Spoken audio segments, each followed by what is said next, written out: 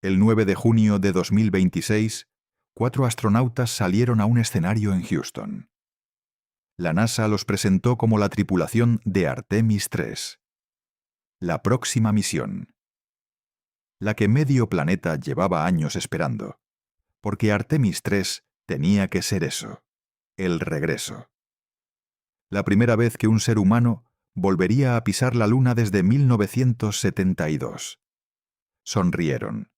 Posaron para el retrato oficial, los 4 con el mono azul de vuelo. Hubo aplausos. Pero hubo una frase que la NASA no dijo en voz alta ese día. Una frase que cambia por completo lo que estabas viendo. Ninguno de esos 4 va a pisar la Luna. Porque 4 meses antes, casi sin que nadie se diera cuenta, la NASA le había quitado el alunizaje a Artemis 3. La misión que durante años fue sinónimo de volver a la Luna, ya no va a la Luna. Ni siquiera se acerca. Se queda dando vueltas alrededor de la Tierra. Y la historia de por qué pasó eso, de qué se rompió entre bambalinas para que la NASA tomara una decisión así, es mucho más grande que 4 astronautas en un escenario. Tiene que ver con un cohete que todavía no funciona del todo, con una maniobra que nadie ha hecho jamás en el espacio, con un país asiático que mira el mismo objetivo, y con una verdad incómoda sobre lo difícil que es, de verdad, volver a la Luna. Vas a entender lo que de verdad ocurrió detrás de ese anuncio. Vas a saber quiénes son los 4 elegidos y por qué sus historias son de las más increíbles que ha dado el cuerpo de astronautas. Uno de ellos estuvo a punto de morir ahogado en el espacio. Otro pasó más de un año atrapado en órbita por una avería. Vas a entender por qué Artemis 3 dejó de ir a la Luna y por qué la razón oficial que dio la NASA esconde una razón mucho más profunda que prefieren no gritar. Vas a ver cómo esta decisión es en realidad la repetición de algo que ya pasó hace más de medio siglo, en una misión olvidada que casi nadie recuerda, pero sin la cual Neil Armstrong jamás habría dado su famoso paso. Y vas a entender lo que de verdad está en juego. Porque mientras la NASA mueve fechas y reescribe su plan, hay otro país apuntando a la misma roca, con su propia fecha marcada en el calendario. Y la pregunta que flota sobre todo esto no es si queremos volver a la Luna.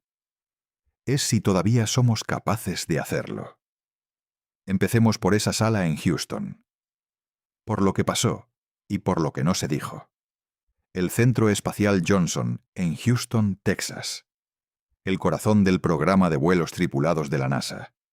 El sitio donde, desde hace más de medio siglo, se entrena a los seres humanos que van a salir de la Tierra. El 9 de junio, a las 11 de la mañana, hora local, se llenó una sala. Periodistas, cámaras, familiares, ingenieros, todos esperando lo mismo. Llevaban meses esperándolo. Desde que, en abril, la misión anterior había vuelto a casa convertida en un éxito rotundo, la pregunta era una sola. ¿Quiénes serían los siguientes? ¿Quiénes formarían la tripulación de Artemis 3? Y salieron. 4 personas. 3 hombres con el parche de la NASA en el hombro y 1 con el de la Agencia Espacial Europea. Se colocaron frente a las cámaras. Sonrieron. Hicieron el gesto que han hecho todas las tripulaciones desde los tiempos de Mercurio. El retrato. 4 figuras mirando al frente, con el futuro entero por delante. La NASA habló de objetivos, de sistemas críticos, de un paso fundamental hacia el regreso a la Luna. El lenguaje cuidado, optimista, de siempre, y un espectador desprevenido, viendo ese anuncio, se habría ido a la cama pensando lo lógico, que acababa de conocer a las 4 personas que volverían a poner una bota humana sobre el polvo lunar. Pero si escuchabas con atención, las palabras eran otras. La NASA no dijo que estos 4 fueran a alunizar. Dijo que iban a demostrar sistemas críticos necesarios para un futuro alunizaje. Una frase que suena casi igual, pero que significa algo completamente distinto. Porque su misión, Artemis 3, ya no aterriza en la Luna. No va a la Luna. Se queda en órbita terrestre, dando vueltas alrededor de nuestro propio planeta, a unos pocos cientos de kilómetros de altura. El mismo cielo por el que pasa la Estación Espacial Internacional. El alunizaje, el regreso de verdad, el momento histórico, se ha movido a la misión siguiente. A Artemis 4. A 2028, como muy pronto. Estos 4 entrenarán durante meses para una misión que, durante años, fue la más codiciada de su generación. Y cuando despeguen, mirarán la Luna por la ventanilla, igual que la has mirado tú desde tu jardín, sin acercarse. Para entender cómo se llegó hasta aquí, primero tienes que saber quiénes son. Porque no son 4 nombres cualquiera. Randy Bresnik, 58 años, comandante de la misión. Antes de astronauta fue piloto de caza de los marines, de los que vuelan F-18, y se graduó en la escuela de pilotos de combate más exigente del mundo, la que el cine convirtió en leyenda con la palabra Top Gun. Su indicativo de vuelo es Comrade.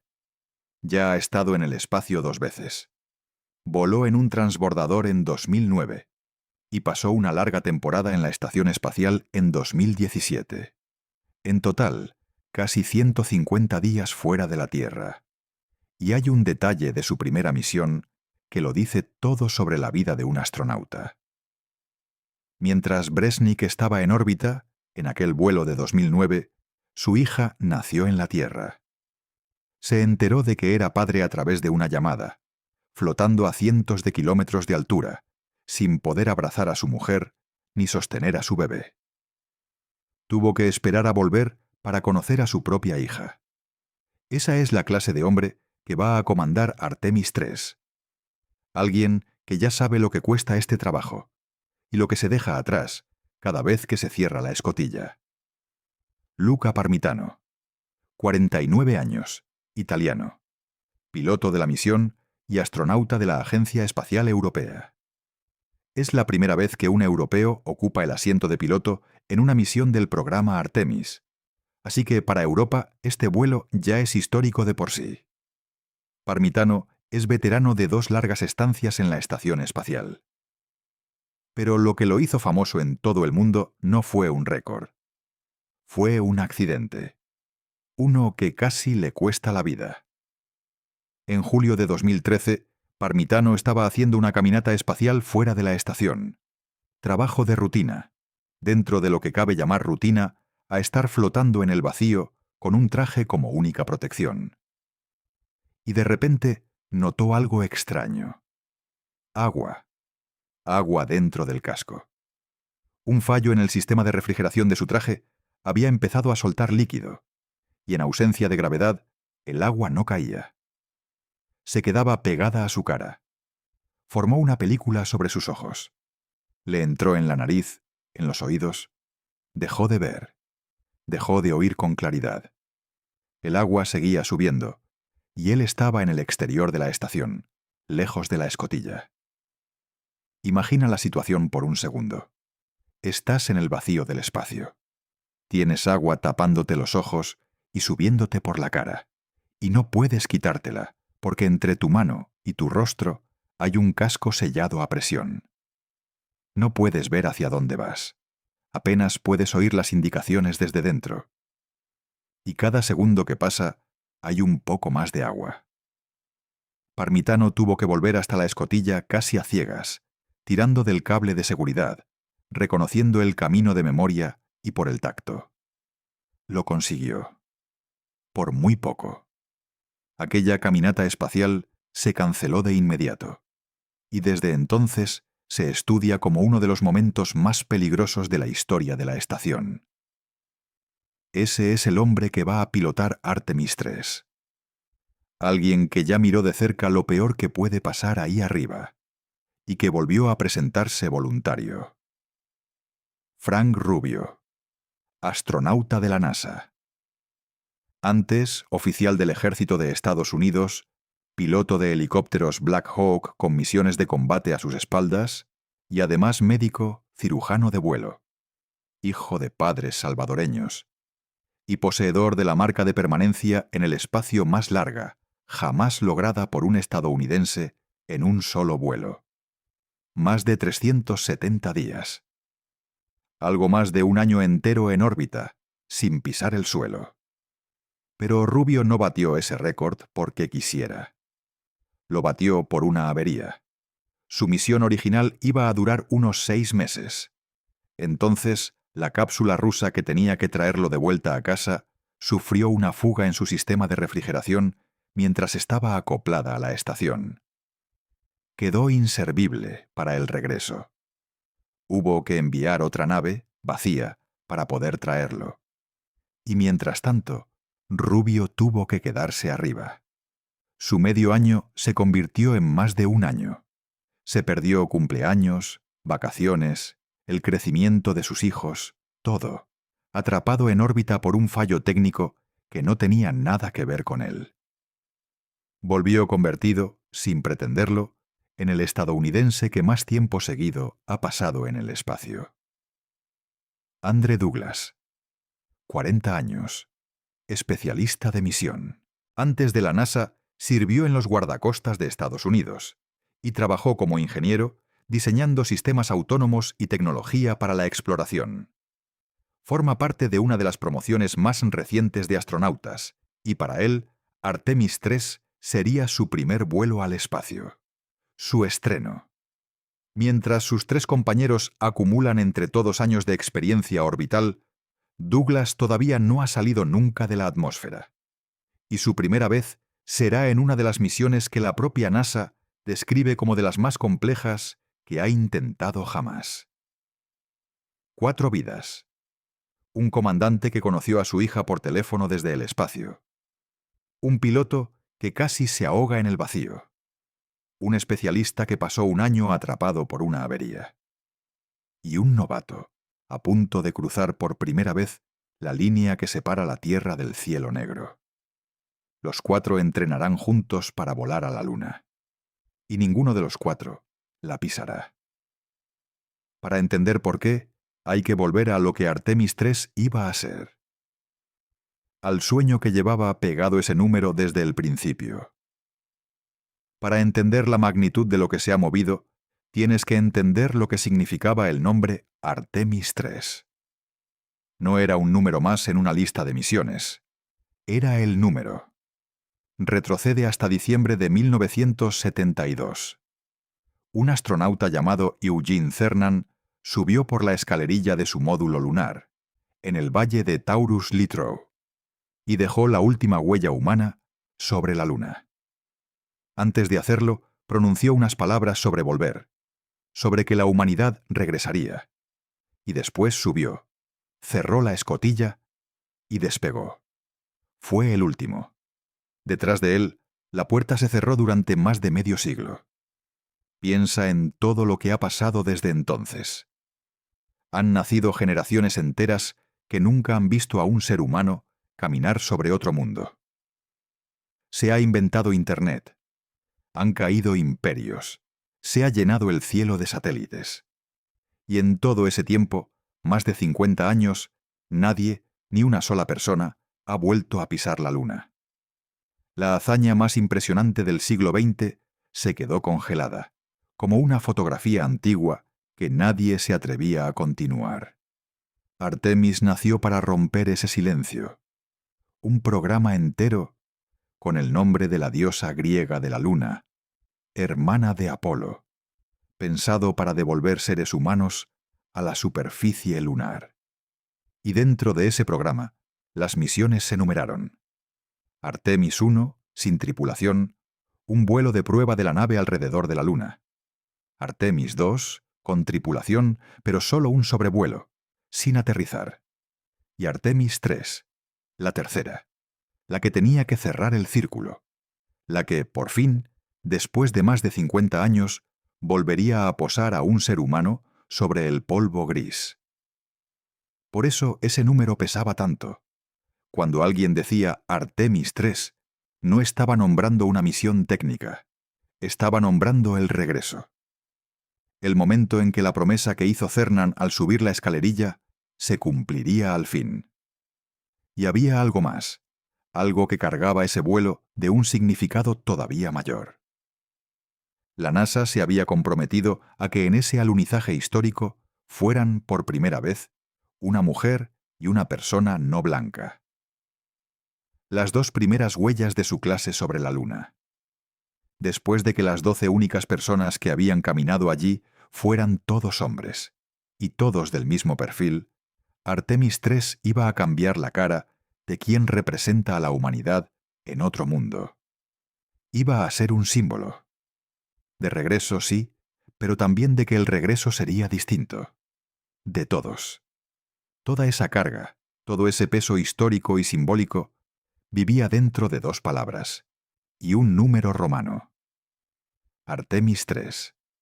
Y en febrero de 2026, en una sala de prensa, ese peso se movió de sitio.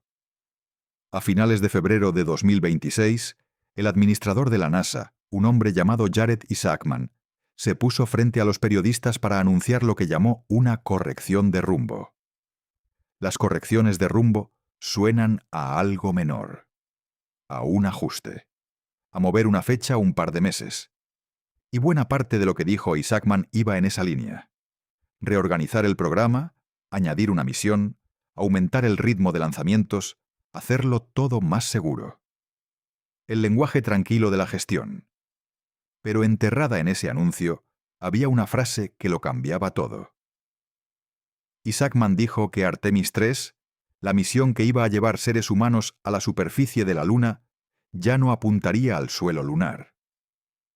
En su lugar, volaría a órbita terrestre baja, a finales de 2027, para hacer demostraciones técnicas.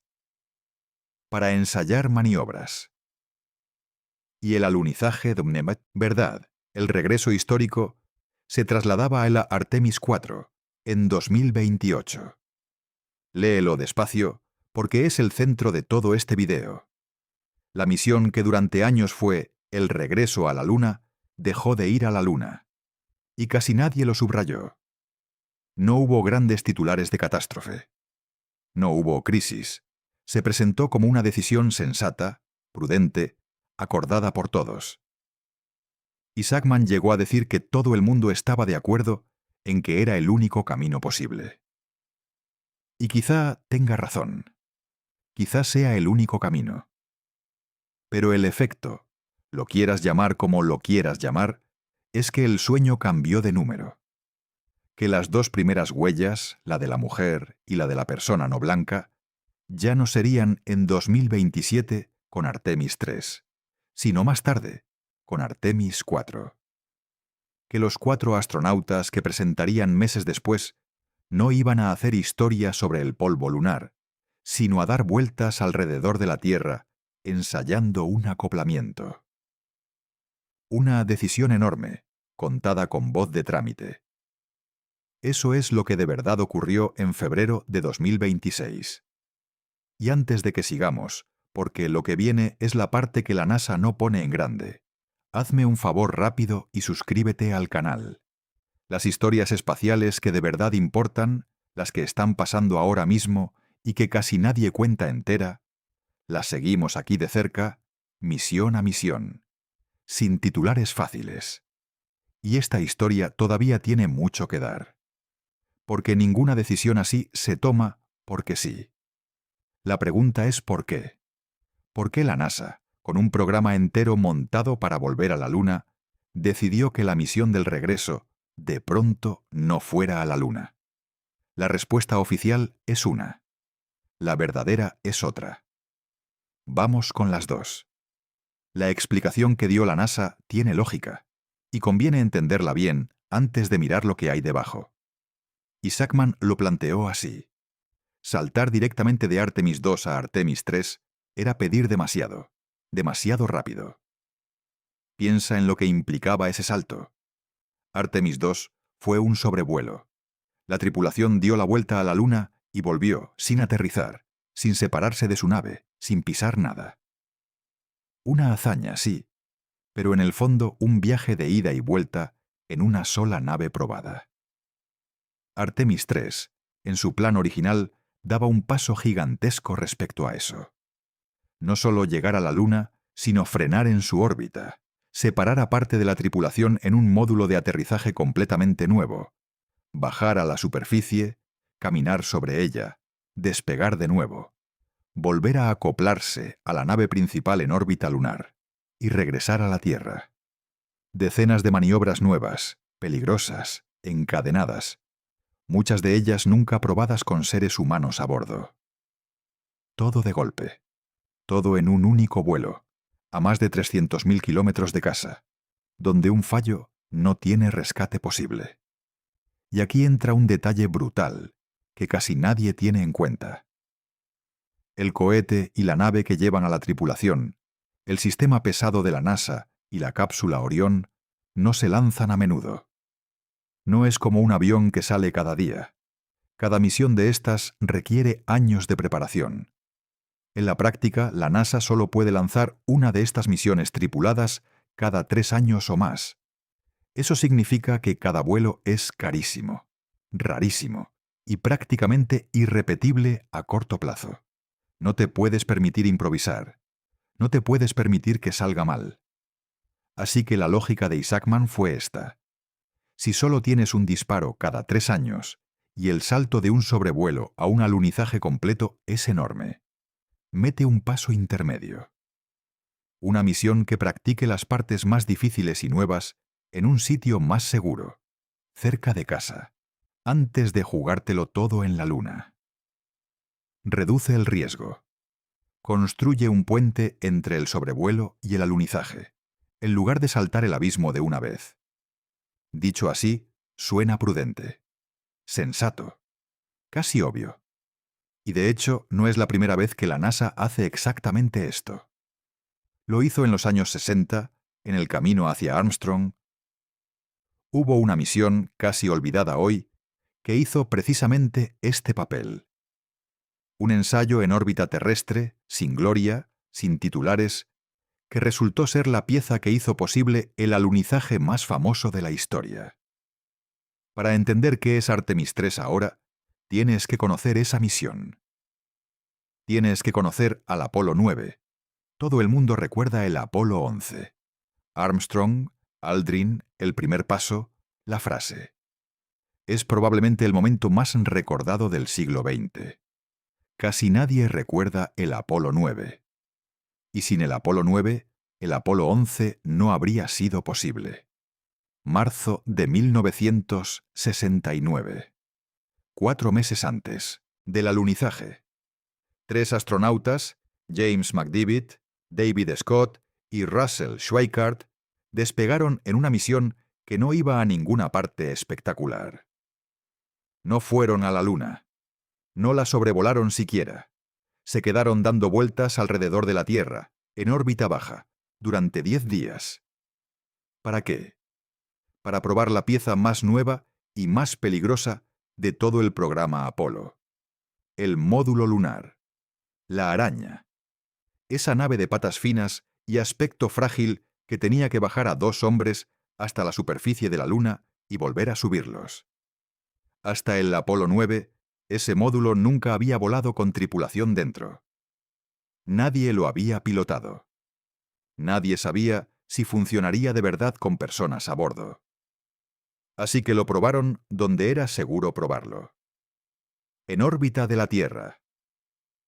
McDivitt y Schweickart se metieron en el módulo lunar, lo separaron de la nave principal y se alejaron volando por su cuenta, convertidos en una nave independiente por primera vez.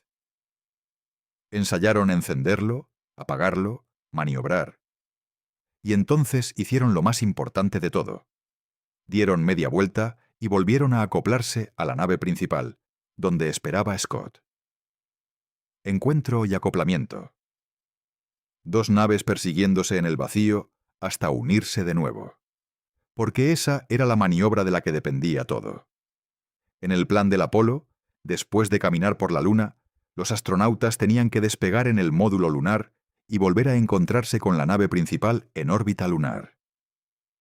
Si ese acoplamiento fallaba allí, a cientos de miles de kilómetros de casa, los astronautas se quedaban tirados, sin regreso, muertos en órbita de la Luna. Así de simple y así de terrible. Por eso el Apolo 9 era imprescindible.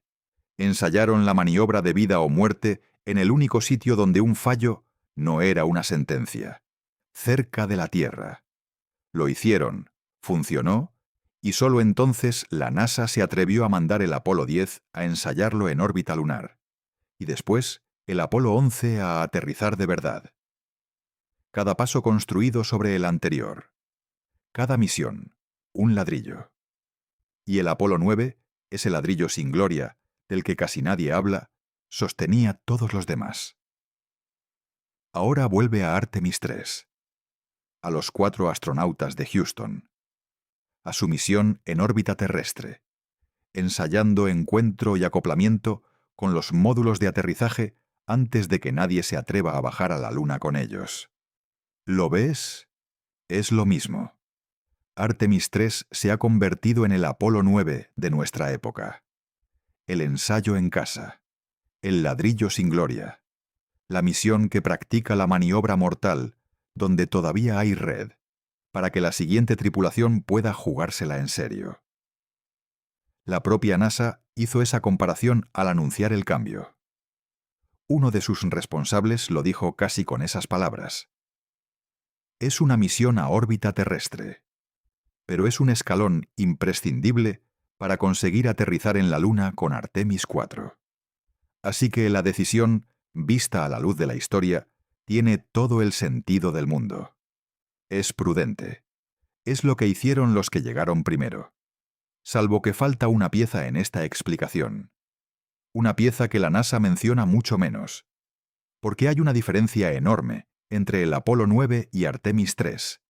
Y esa diferencia es la verdadera razón de que todo esto esté pasando. El Apolo 9 ensayó un módulo lunar que ya estaba construido y volando. Artemis 3 va a Samsung a ensayar unos módulos de aterrizaje que a día de hoy todavía no están listos. Y uno de ellos depende de algo que nadie ha conseguido hacer jamás en el espacio.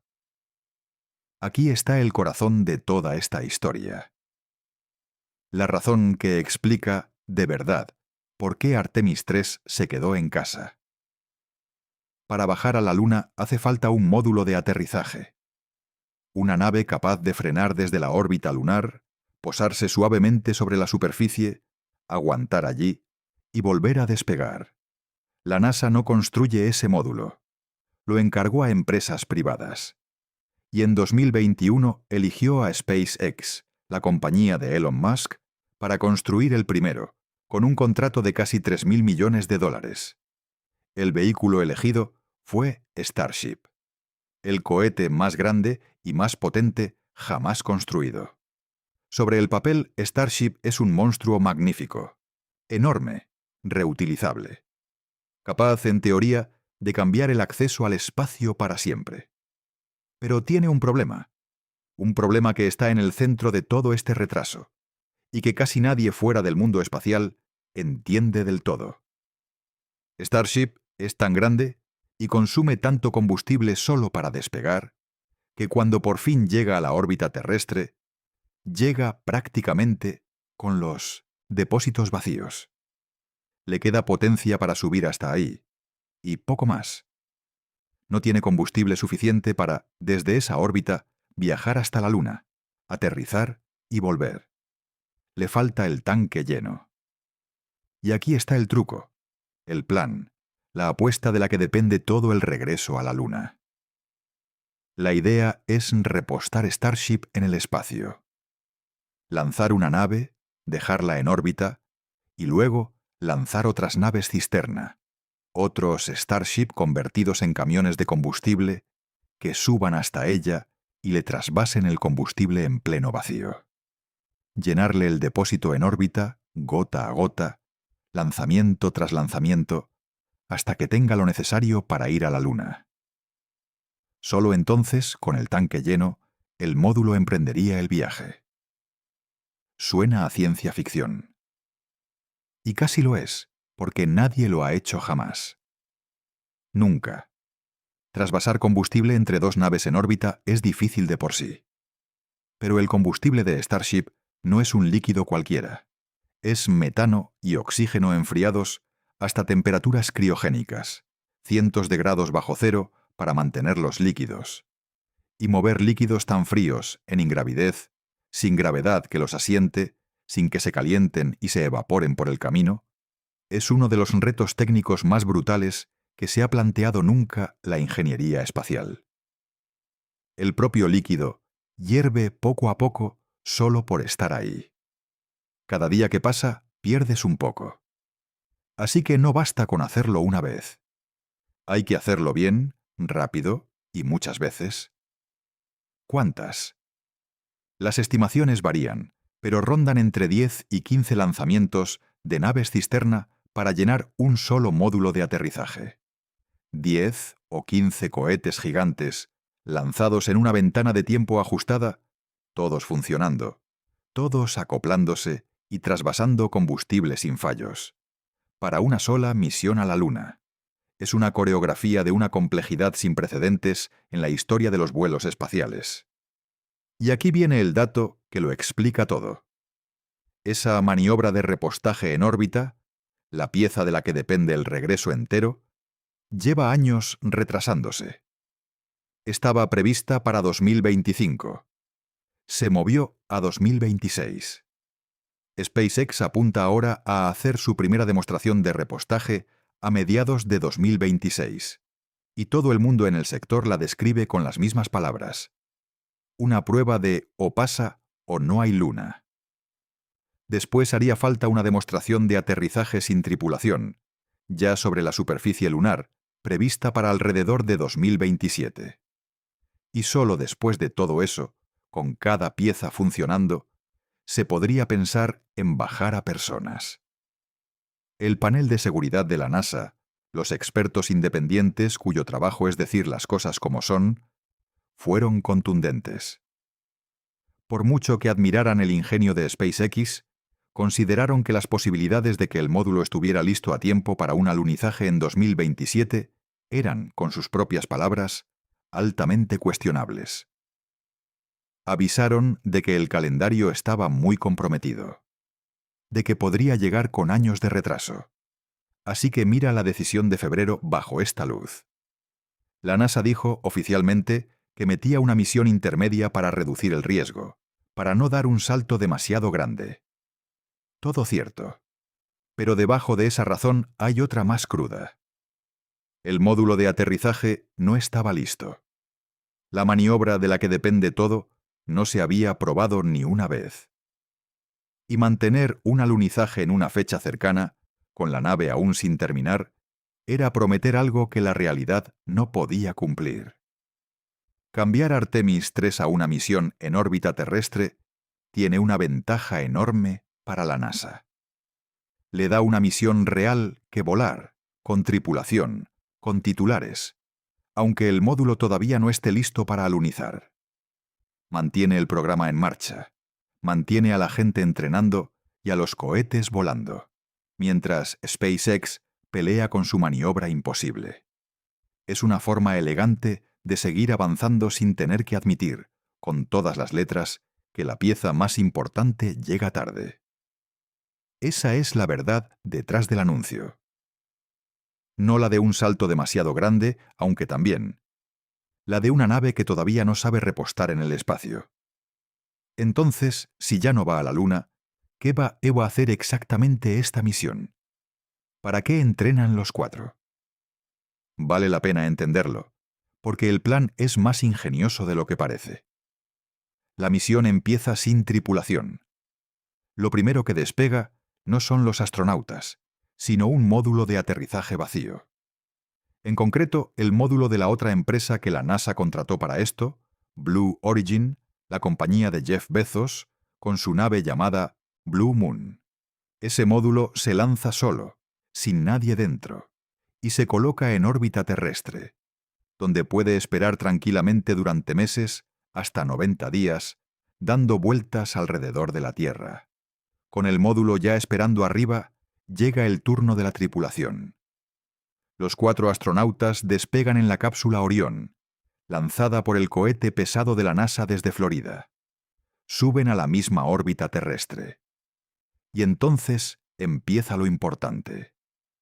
Orión, con la tripulación dentro, persigue al módulo de aterrizaje a través del espacio. Ajusta su trayectoria, se acerca poco a poco, hasta que los dos se encuentran y se acoplan. Una nave uniéndose a otra en órbita. Exactamente la maniobra que ensayó el Apolo 9. Exactamente la maniobra de la que dependerá la vida de la tripulación de Artemis 4, cuando, despegando desde la superficie de la Luna, tengan que reencontrarse con su nave. Una vez acoplados, la tripulación pasa unos 2 días unida al módulo de aterrizaje. Y aquí viene lo más valioso. Abren la escotilla. Entran en el módulo. Y prueban sus sistemas. Comprueban si todo funciona como debe, si los equipos responden, si una persona de carne y hueso puede trabajar dentro de esa nave, encender lo que hay que encender, fiarse de lo que hay que fiarse. Todo en órbita terrestre, a un paso de casa, donde si algo falla, hay un regreso rápido y seguro. Como lo resumió uno de los responsables de la NASA, esto le da a sus equipos información clave sobre los sistemas de los que dependerá la tripulación que sí aterrice, pero en un entorno cercano, a minutos de la Tierra, en lugar de a más de 4 días de distancia alrededor de la Luna. Es la diferencia entre probar tu paracaídas saltando desde 1 metro de altura y probarlo saltando desde un avión. Si hay un problema con el equipo, mucho mejor descubrirlo donde puedes volver enseguida. En total, la misión durará alrededor de 2 semanas. 2 semanas de órbita terrestre, de encuentro, de acoplamiento, de pruebas.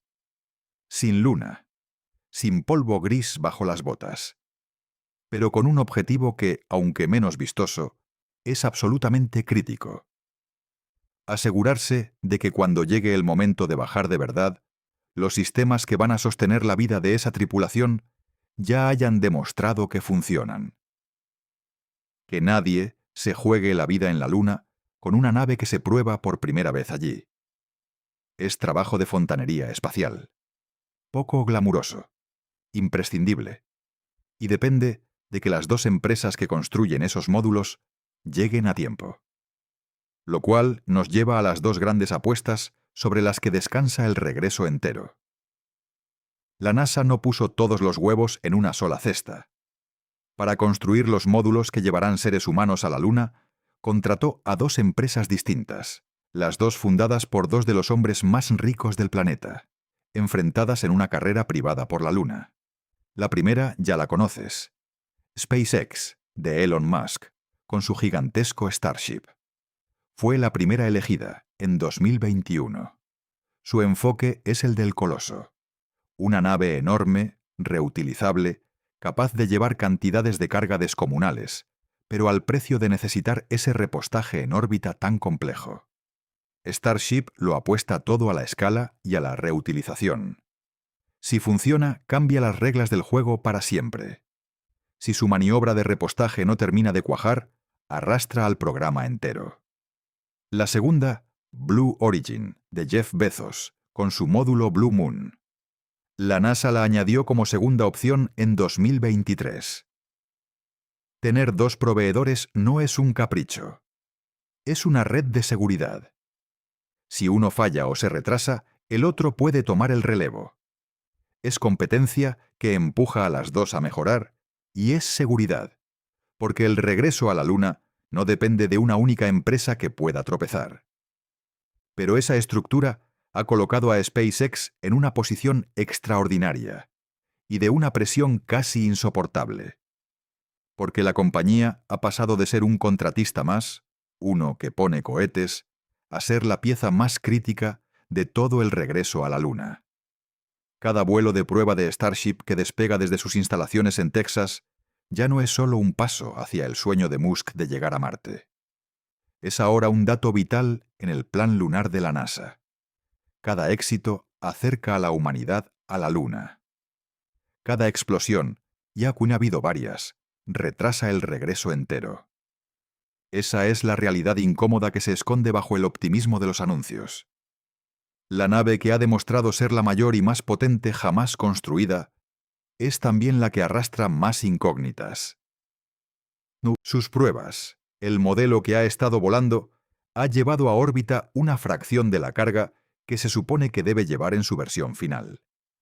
Hace falta una nueva versión, todavía más capaz, cuyas primeras pruebas apenas están empezando.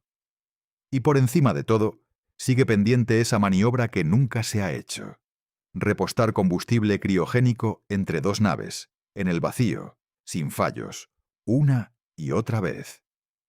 El regreso de la humanidad a la Luna, ahora mismo, pasa por esas pruebas, por esos depósitos, por esa coreografía de naves cisterna que nadie ha bailado todavía.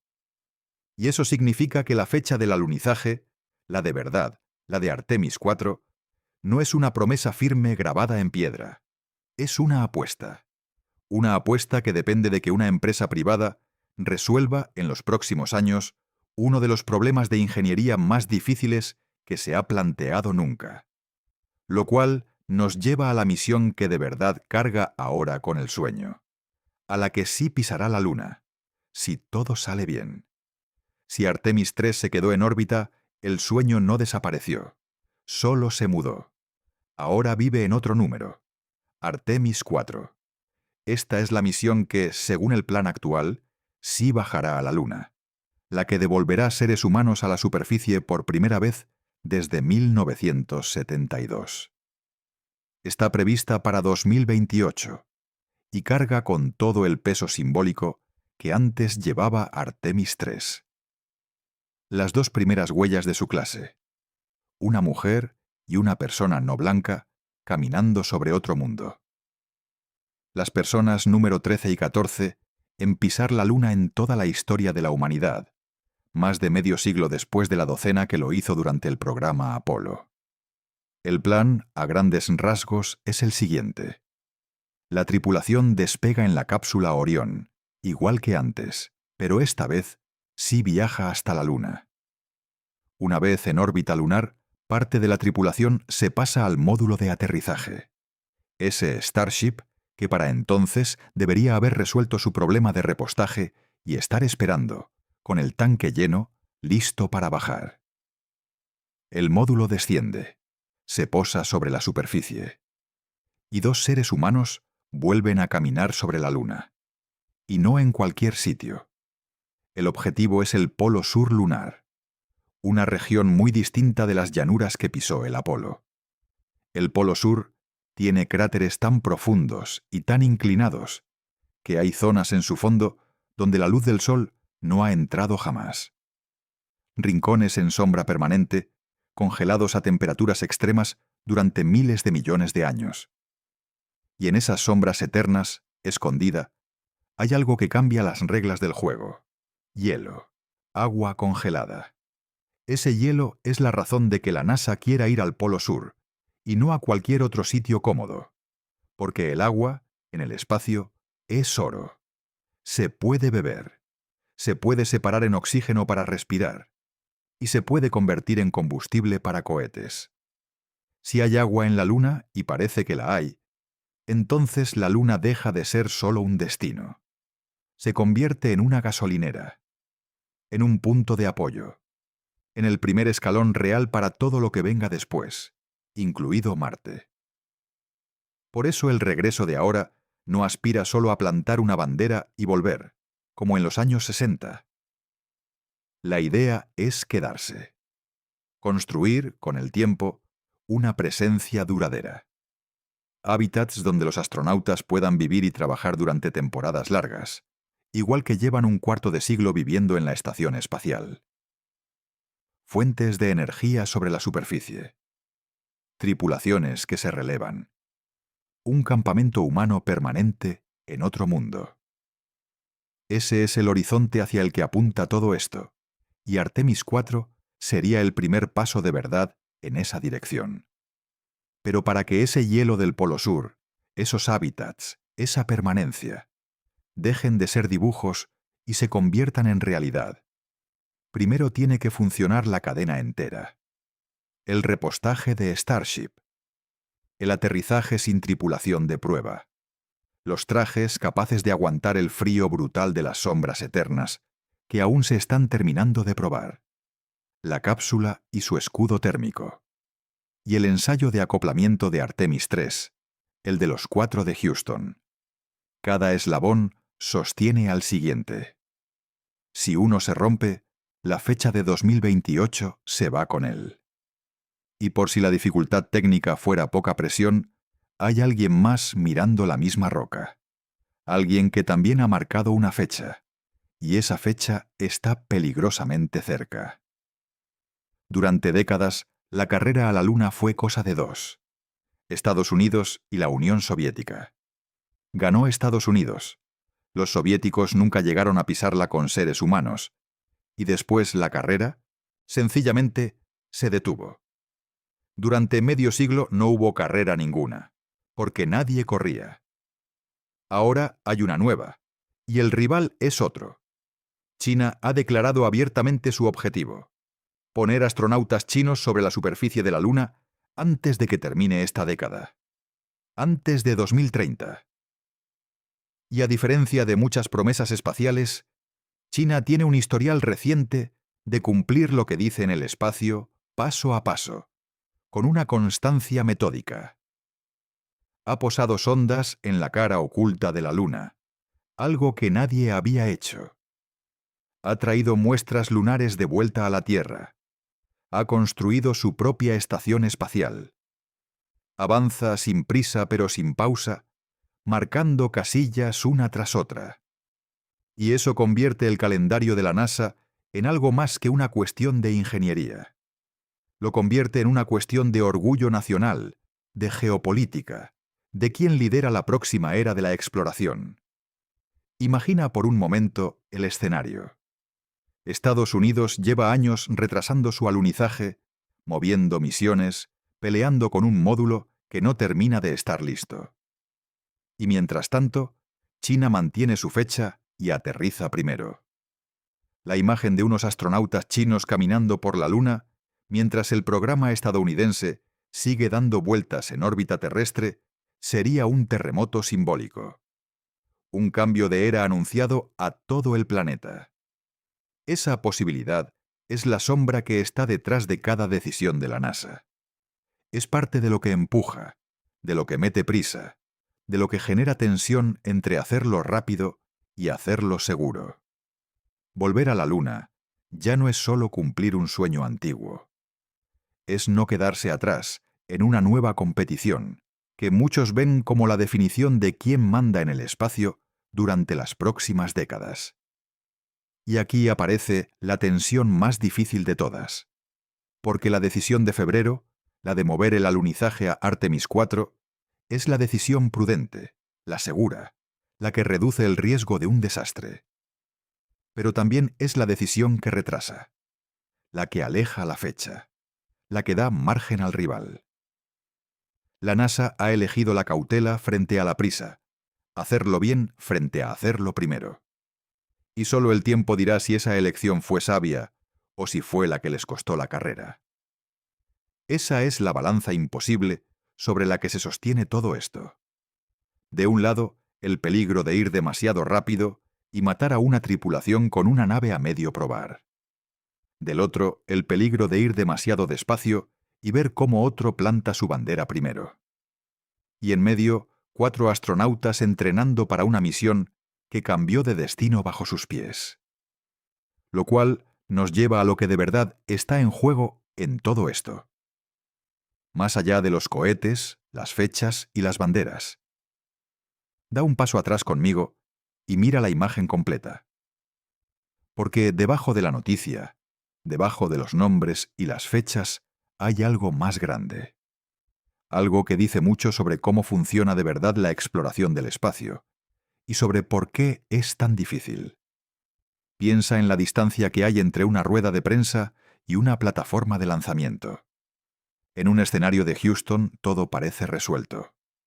4 astronautas sonrientes, un plan claro, fechas concretas, el regreso a la Luna a la vuelta de la esquina.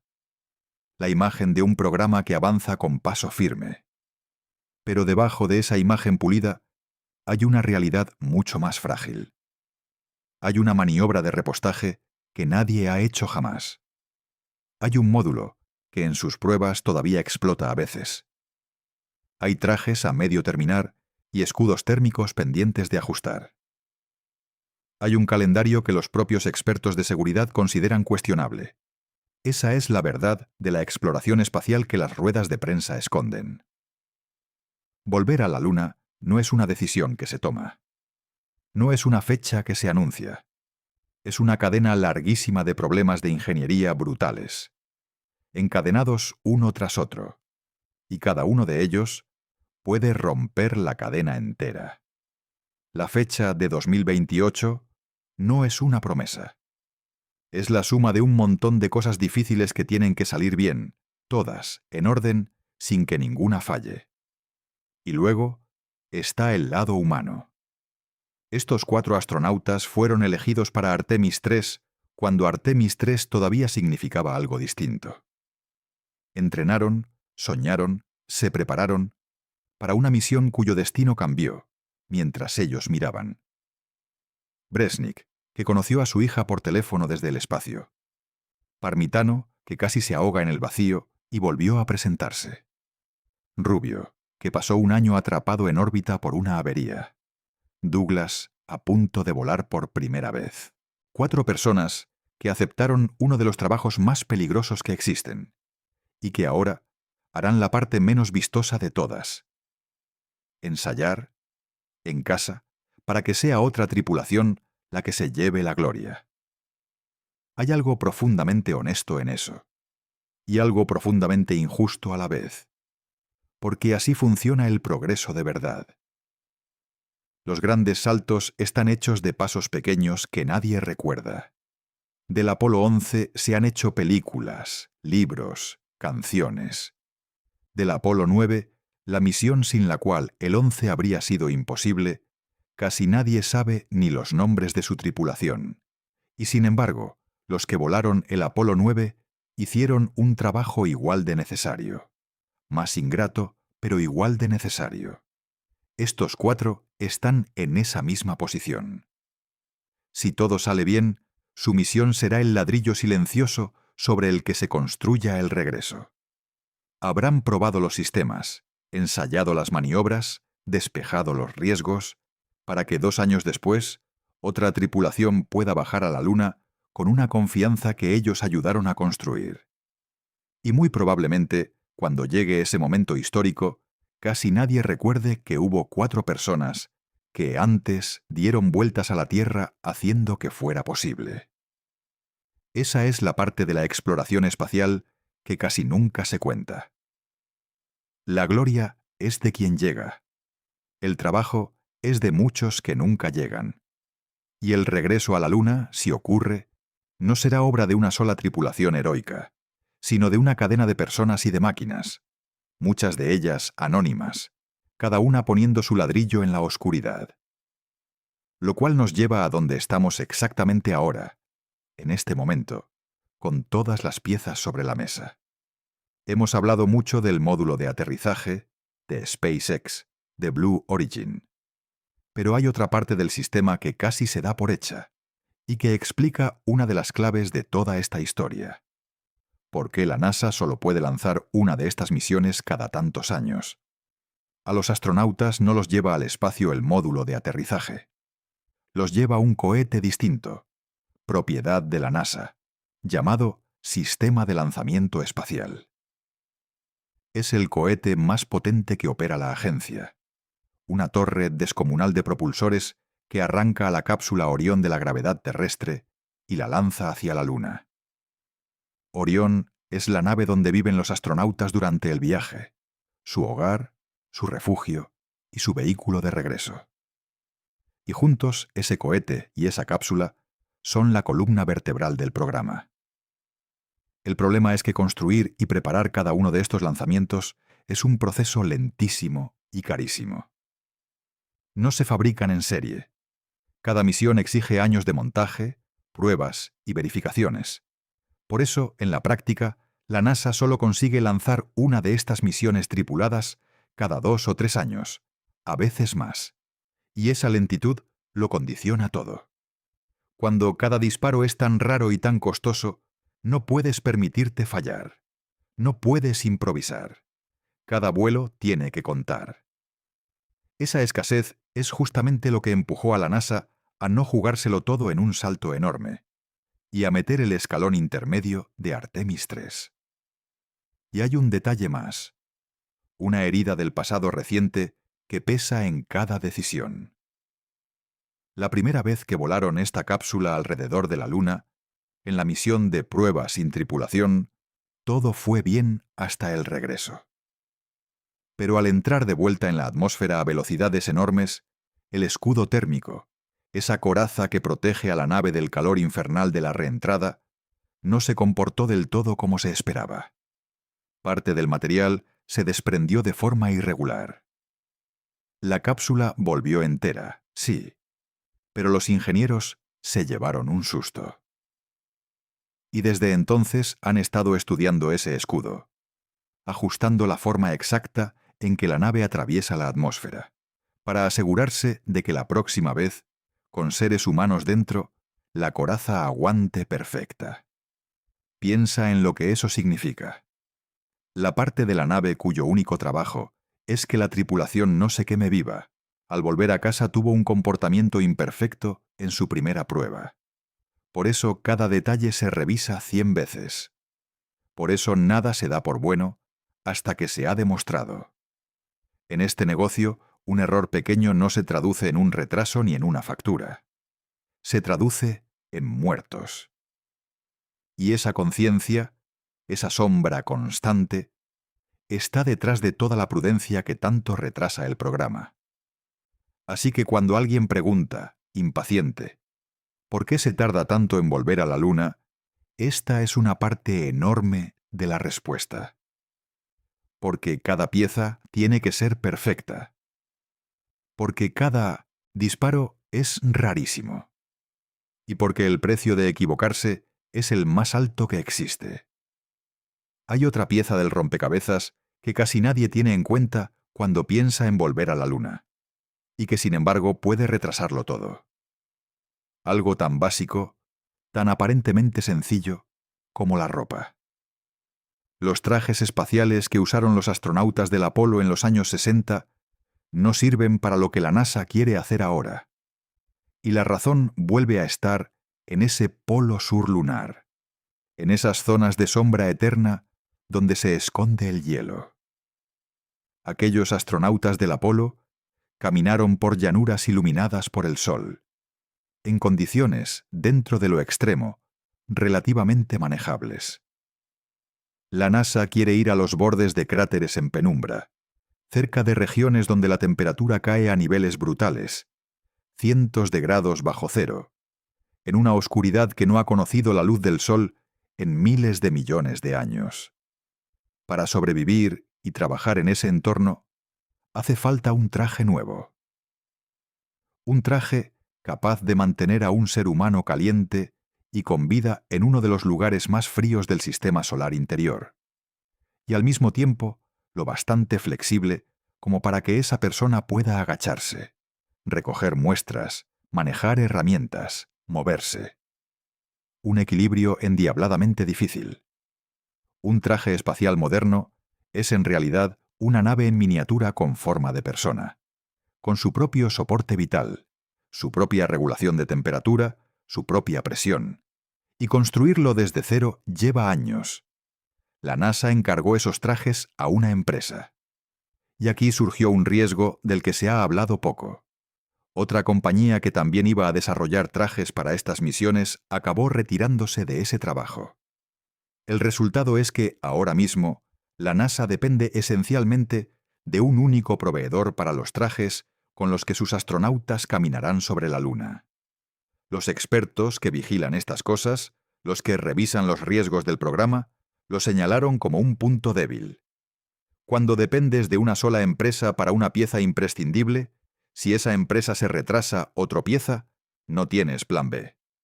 Y los trajes todavía están en fase de pruebas, sometidos a cámaras que simulan el frío y el vacío del espacio para comprobar que aguantan lo que tendrán que aguantar. Detente en lo absurdamente frágil que es esto. La misión más ambiciosa de nuestra generación, el regreso de la humanidad a otro mundo, puede depender de si una empresa termina a tiempo unos trajes capaces de soportar el frío de la sombra lunar. No de un cohete gigante, no de una maniobra imposible, de la ropa. Porque en la exploración espacial no hay piezas pequeñas. Cualquier eslabón puede romper la cadena, y un astronauta sin un traje capaz de mantenerlo con vida no va a ninguna parte, por muy potente que sea el cohete que lo llevó hasta allí. Para entender del todo el momento en el que estamos, hay que volver a abril de 2026, a las semanas previas a todo esto. Porque justo antes de que la NASA presentara a su tripulación, había ocurrido algo enorme, algo que llenó de esperanza a millones de personas, y que, sin querer, hizo que la espera doliera todavía más. En abril de 2026, la misión anterior, Artemis II, voló. Y fue un éxito rotundo. 4 astronautas, el comandante Reed Wiseman, el piloto Victor Glover, la especialista Christina Koch y el canadiense Jeremy Hansen, despegaron y viajaron hasta la Luna. No aterrizaron. Era un sobrevuelo, una vuelta alrededor de nuestro satélite y regreso. Pero fue la primera vez en más de 50 años que seres humanos se acercaban tanto a la Luna. La primera vez en medio siglo que ojos humanos volvían a ver de cerca su superficie gris. No en fotografías antiguas, sino a través de una ventanilla, en tiempo real. Durante unos 10 días, esa tripulación viajó más lejos de la Tierra de lo que ningún ser humano había llegado jamás.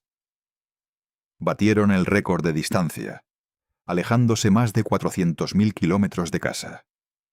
Y entre ellos viajaba Jeremy Hansen, que se convirtió en el primer canadiense de la historia en aventurarse tan lejos, más allá de la órbita terrestre, hacia el espacio profundo.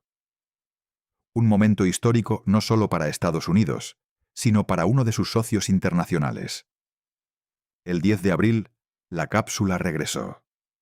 Atravesó la atmósfera con ese escudo térmico que tanto se había revisado, aguantando esta vez a la perfección, y cayó suavemente sobre el océano, colgada de sus paracaídas.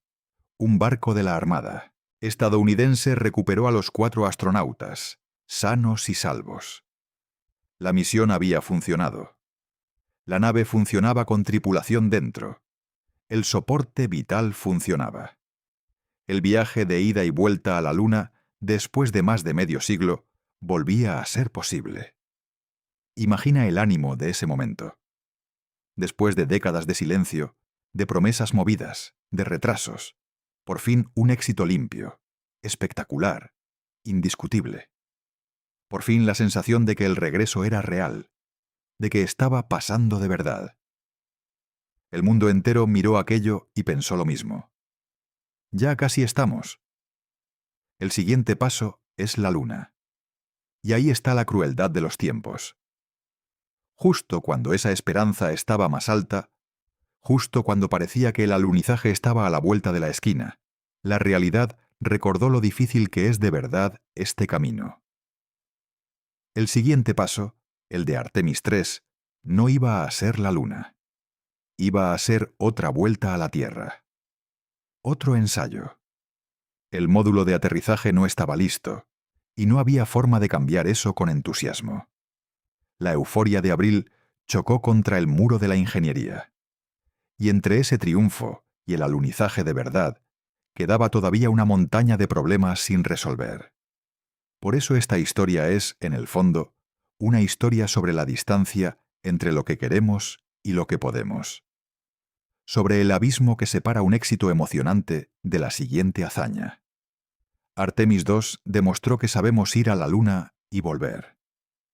Pero posarse sobre ella, caminar por ella y regresar sigue siendo un problema mucho, mucho más grande. Uno que ningún entusiasmo puede resolver. solo lo resuelve el trabajo. Lento, duro y a menudo invisible. La respuesta es que esta vez el objetivo es completamente distinto al de los años 60. Entonces, la Luna era una meta en sí misma. Una carrera contra la Unión Soviética. Una demostración de poder en plena Guerra Fría. Se trataba de llegar primero, plantar la bandera y volver para contarlo. Hecho eso, ganada la carrera, el interés se desinfló. No había un plan para quedarse. La Luna era una cima que escalar, no un sitio donde vivir. Ahora la idea es otra. Ahora la Luna no es la meta, es el primer escalón. Y la clave de ese cambio está en ese hielo del Polo Sur del que ya hablamos. Porque si de verdad hay agua congelada en esas sombras eternas, y todo apunta a que la hay, entonces la Luna se convierte en algo mucho más valioso que un trofeo. Se convierte en un punto de apoyo. En el agua puedes beber. Del agua puedes sacar oxígeno para respirar. Y el agua se puede separar en hidrógeno y oxígeno, los dos ingredientes del combustible de cohetes. Una luna con agua es una luna donde se puede repostar, respirar y sobrevivir sin traerlo todo desde la Tierra. Y eso cambia las matemáticas de la exploración entera. El gran problema de viajar por el espacio es el peso. Cada gramo que sale de la Tierra cuesta una fortuna en combustible, porque hay que vencer la gravedad de un planeta enorme. Pero la gravedad de la Luna es mucho más débil. Despegar de la Luna es muchísimo más barato que despegar de la Tierra. Así que si pudiéramos fabricar combustible en la Luna, usando ese hielo, la Luna se convertiría en una estación de servicio cósmica. Un trampolín. Un sitio desde el que lanzarse hacia destinos más lejanos sin cargar con todo el peso desde el principio. ¿Y cuál es el destino más lejano que ronda en la cabeza de todos? Marte. La Luna es, en buena medida, un campo de entrenamiento para Marte. Un lugar a solo 3 días de distancia donde aprender a vivir en otro mundo, a construir hábitats, a sobrevivir a la radiación, a usar los recursos del lugar, antes de intentar el salto mucho más temible al planeta rojo, que está a meses de viaje. Si no somos capaces de mantenernos en la Luna, que está a la vuelta de la esquina, no tenemos ninguna posibilidad en Marte. Por eso volver importa. La bandera ya la plantamos hace medio siglo. Lo que está en juego ahora es algo mucho más grande. Que la Luna se convierta en el primer peldaño real de la humanidad hacia el resto del sistema solar. Y por eso, además, la carrera con China pesa tanto. Porque quien controle ese primer peldaño, quien aprenda primero a vivir y a repostar en la Luna, tendrá una ventaja enorme en todo lo que venga después. Cuando imaginas un alunizaje, probablemente piensas en las imágenes del Apolo. Una llanura gris, bañada por un sol blanco y duro, un módulo posándose despacio sobre un terreno casi plano. Y haces, bien, porque así fue. Los astronautas del Apolo eligieron sus sitios con mucho cuidado, y todos compartían algo. Eran zonas cómodas, cerca del ecuador de la Luna, llanas, bien iluminadas. Lo más parecido a un aparcamiento que ofrece otro mundo. Es uno de los lugares más hostiles del sistema solar interior. Un terreno antiquísimo, machacado durante miles de millones de años por impactos, lleno de cráteres dentro de cráteres, de pendientes pronunciadas, de rocas del tamaño de un coche esparcidas por todas partes. No hay llanuras amables esperando, hay un paisaje roto, accidentado, traicionero, y luego está la luz, que en el polo es un enemigo. En el ecuador, el sol sube alto y lo ilumina todo de frente, como un mediodía. En el polo sur, el sol nunca se eleva. Roza el horizonte sin parar, rasante, igual que un atardecer que no termina nunca. Y esa luz baja proyecta sombras enormes, larguísimas, que se estiran por el suelo y esconden los peligros. Un cráter profundo y una simple mancha oscura pueden parecer lo mismo desde arriba. Para una nave que baja a toda velocidad buscando un sitio donde posarse, eso es una pesadilla. No puedes fiarte de lo que ves, porque media superficie está oculta bajo sombras que no dejan adivinar lo que hay debajo. Y en el corazón de esa penumbra están los sitios más extremos de todos. Los fondos de algunos cráteres del polo llevan miles de millones de años sin recibir un solo rayo de sol. Nunca. Son trampas de oscuridad y de frío, donde la temperatura cae a 200 grados bajo cero o más. Y justo ahí, en esa negrura helada, es donde se esconde el hielo que lo hace todo tan valioso. La paradoja es cruel. El tesoro está en el lugar más imposible de alcanzar. Por eso la maniobra que tendrá que hacer Artemis IV es de una precisión brutal. Hay que posarse cerca del borde de uno de esos cráteres en sombra para poder llegar al hielo, pero a la vez sobre un punto que reciba luz solar, porque sin sol no hay energía, y sin energía la nave y la tripulación se congelan. Es aterrizar sobre el filo de un cuchillo, un equilibrio entre la luz y la sombra, entre el combustible y la muerte por frío, con un margen de error mínimo, sobre un terreno que apenas puedes ver. La NASA lleva años estudiando ese terreno desde la distancia, con sondas en órbita que fotografían el polo metro a metro. Ha reducido la búsqueda a un puñado de regiones candidatas, alrededor de una docena de zonas, todas en ese cinturón estrecho, cerca del polo, donde se juntan dos condiciones casi imposibles de encontrar a la vez. Rincones que reciben luz solar casi todo el tiempo, las llamadas cumbres de luz casi eterna, pegados a cráteres que no han visto el sol jamás. Aterrizar en el sitio equivocado, a unos pocos cientos de metros del bueno, puede significar quedarse sin energía, o no poder llegar nunca al hielo. Los del Apolo se posaban en llanuras del tamaño de países, con margen de sobra a su alrededor. Aquí el blanco es minúsculo, rodeado de trampas, y hay que acertar a la primera. No hay una segunda pasada cuando bajas hacia la Luna con el combustible contado. Cada gran salto de la humanidad está hecho de pasos pequeños que nadie recuerda. Del Apolo 11 se hicieron películas. Del Apolo 9, la misión sin la cual el 11 habría sido imposible, casi nadie sabe ni los nombres. Quienes volaron aquel ensayo en órbita terrestre hicieron un trabajo igual de necesario que el de Armstrong, y nunca recibieron ni una fracción de la gloria. Así funciona el progreso. La gloria es de quien llega. El trabajo es de los muchos que abren el camino y se quedan atrás. Bresnik, Parmitano, Rubio y Douglas están ahora en ese lugar. No les ha tocado la huella histórica. Les ha tocado lo más difícil y lo menos agradecido. Ensayar en casa, despejar el peligro, probar los sistemas, para que sea otra tripulación, 2 años después, la que baje a la Luna con una confianza que ellos ayudaron a construir. Y cuando llegue ese momento, cuando una mujer y una persona no blanca dejen por fin sus huellas en el polo sur lunar y el mundo entero contenga el aliento, casi nadie recordará que antes hubo 4 personas dando vueltas a la Tierra para que todo eso fuera posible. Si volverás a oír sus nombres o no depende de cosas que ocurren lejos de cualquier escenario. Depende de un trasvase de combustible helado entre 2 naves, en la oscuridad, a unos cientos de kilómetros de altura, una maniobra que la humanidad nunca ha logrado y que tiene que salir bien una y otra vez.